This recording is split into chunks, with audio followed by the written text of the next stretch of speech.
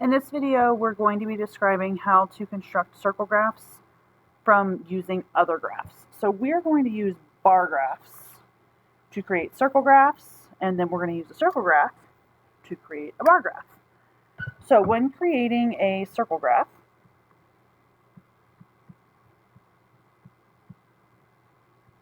from another type of graph, it is still important to find the total. So just like we did last class, you need to find the total amount of items for the data set.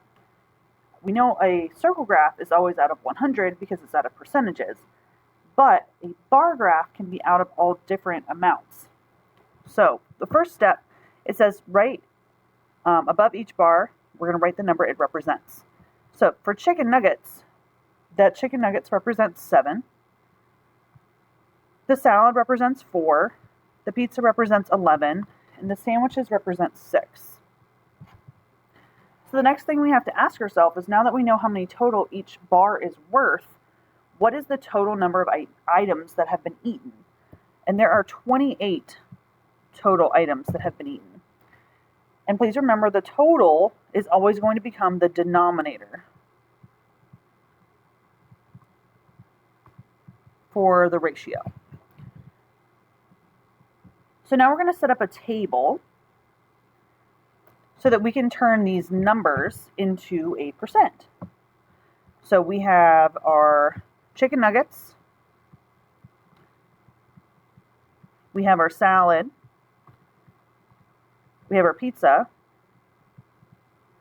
and we have our sandwiches.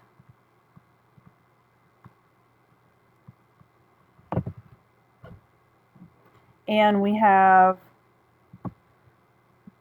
7 people that chose chicken, 4 people that chose salad, 11 people that chose pizza, and 6 people that chose sandwiches.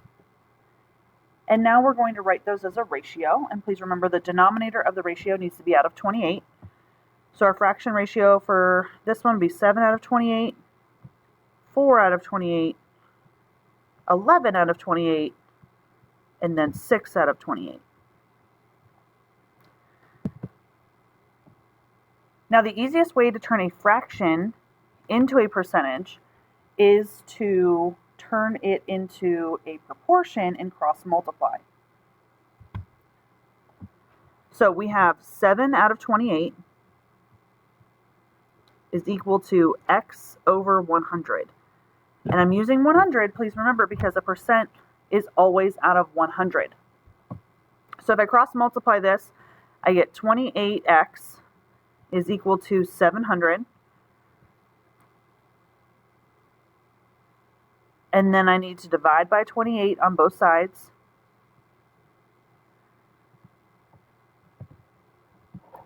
So I have 700 divided by 28, and that gives me 25%. So that chunk represents 25%. The next one I'm going to do, I have 4 out of 28 is equal to x over 100. Percents are always out of 100, that's why it's x over 100.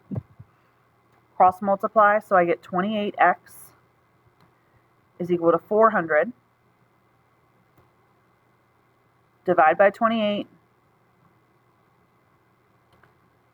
I'm left with 14%. And if you need another sheet of paper, because this is kind of small, go ahead, grab a sheet of paper, just kind of tuck it in with your notes so that you can see your work a little bit better. Pizza, I have 11 over 28 is equal to x over 100. Cross multiply, I get 28 times x, and 11 times 100 is 1100. Divide by 28. And then you're left with 39%. And then the last one, 6 over 28 is equal to x over 100. I have 28 times x is 28x. It's equal to 600. That's 6 times 100. Divide by 28 on both sides. And I'm left with 21%. So I now have all my important percentages. I need to create my circle graph. So if I look at my circle, I need to put a title on it. And I'm just going to use the same title from the bar graph, and that is school lunch selections. Space. I have chicken nuggets, and you can use colors, but my program's not letting me use colors right now. I have salad. I have pizza. And I have sandwich.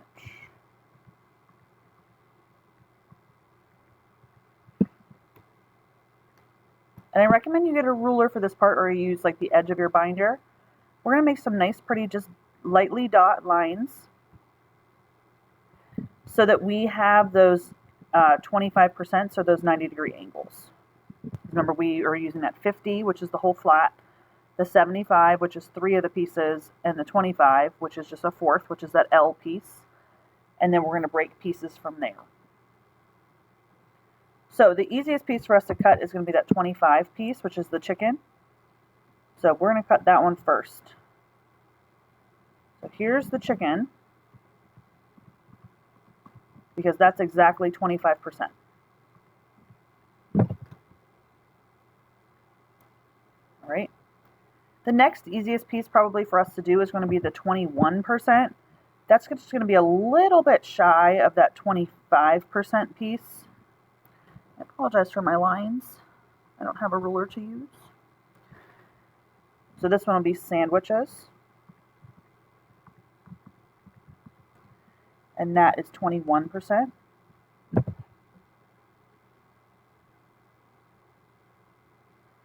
Now, pizza and salad are both kind of interesting to do.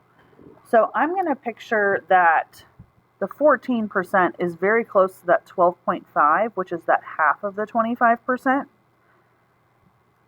So it's going to be a little bit bigger than half of one of these quarter slices here. So I'm going to slice it down like that. This will be salad, and that'll be 14%. And then everything that's here that's left over, this is all going to be the 39%, which is pizza.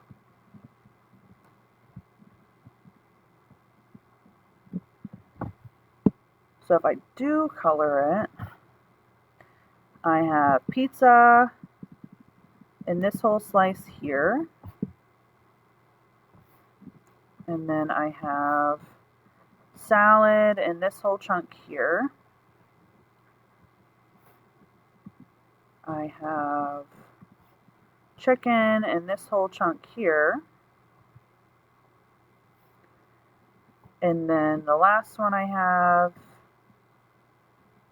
is sandwich, and that takes that one there. Okay, so that's what your circle graph should look like.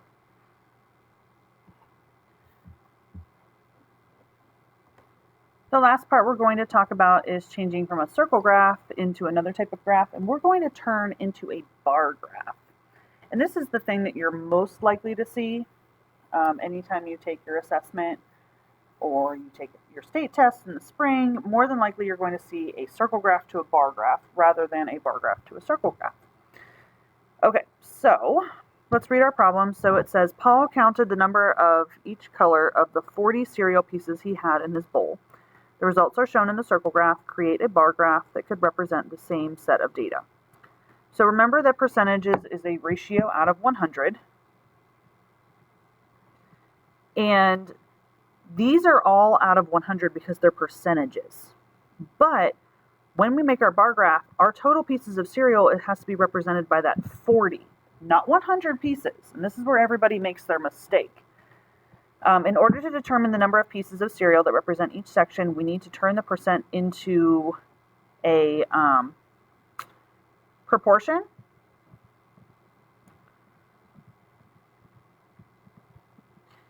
And then we'll cross multiply to make it to figure out the number of pieces. So we're going to cross multiply We're actually going to get rid of all this stuff right here. I forgot to change it in the notes. So we're going to create a proportion, and then we're going to cross multiply. Because we need to turn the percents actually into numbers of cereal pieces. So we need to write our colors. So we have yellow, we have blue, we have purple, we have green, orange, and red. And the problem that most people will do is they'll look at this chart and they'll say, oh, well, purple's 10%. That must mean purple is 10 pieces. And then they'll come down to their bar graph and they'll say purple goes up to 10. But that's not correct, because that's saying that 10% of the pieces are purple, not 10 physical pieces. When you draw them on the bar graph, you are telling me there are 10 pieces. A circle graph is telling it in percentages. So we need to turn our percent into numbers of pieces. So in order to do that, we're going to set up a proportion. So our percent of yellow is 10%. Blue is 20%. Purple is 10%. Green is 10%. I'm just reading these off the graph. Orange is 25%. And red is 25%. Now, if we look at these percentages, there's a lot of duplicate percentages. And that actually works in our favor because that's less work that we need to do. So I'm going to write this as a ratio first. So this is going to be 10 out of 100, because a percent is always out of 100. And then I'm going to set it equal for my proportion. There are 40 total pieces in the cereal box, or in the bowl. So I need to change that to be out of 40. So 10 over 100 equals x over 40, because I don't know how many pieces there are. So I need to use x. You're going to butterfly. So 100 times x is 100x is equal to 10 times 40, which is 400. Divide by 100 on both sides. And when I do that, I'm left with 4 pieces of cereal. So 4 pieces represents 10%. Okay, the next one, for blue, I have 20 over 100 because that represents it as a percentage. Percents are always out of 100. I'm going to set it equal to x over 40 because there's 40 pieces of cereal. Cross multiply, so I have 100x is equal to 800 pieces divided by 100 on both sides. And I'm left with 8 pieces of cereal. Now, some of you probably didn't even have to do the proportion for that one. You looked at yellow and you said, oh, well, if 10% is 4 pieces, 20% is going to be double that. So 20% is going to be 8 pieces. So if you use your brain power a little bit, you don't necessarily have to do all the math for every single one of these. You can use your brain power and kind of figure some of them out. Like purple and green, we've already done 10%. We did 10% when we did yellow. So we know that this one's going to be 4 and this one's going to be 4. Now we are going to have to do orange. So orange will be 25 over 100 because that's what the percentage is represented as a fraction or a ratio. We're going to do x over 40 because there's 40 pieces of cereal represented. I get 100x when I cross multiply equals 25 times 40 is 1,000. Divide by 100 on both sides, and I'm left with 10. So 10 pieces of cereal represents 25%, and then I have red, and I don't even have to do the proportion because I've already done it before because it matches the orange. Okay, last thing that we have to do is draw the bars and give the graph a title. So the title would be cereal colors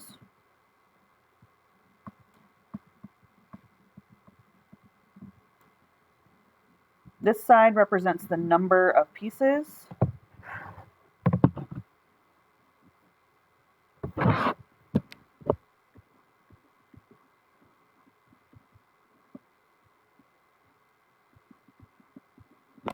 The bottom represents the color.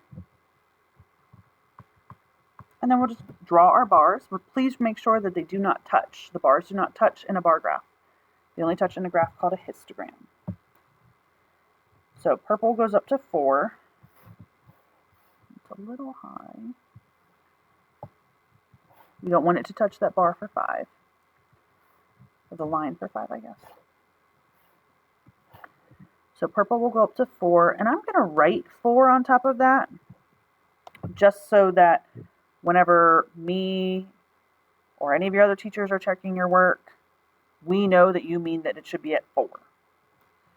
Green should also be at 4.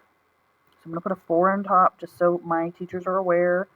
Orange needs to make sure it kisses that 10 line, and I'm going to write a 10 above it. Red needs to kiss that 10 line.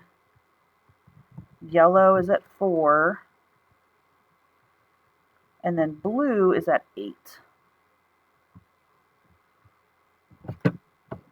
Okay, so that's how you draw your bar graph. Now I do want to point out, these bars do not match the percentages. Orange does not go the whole way up to 25.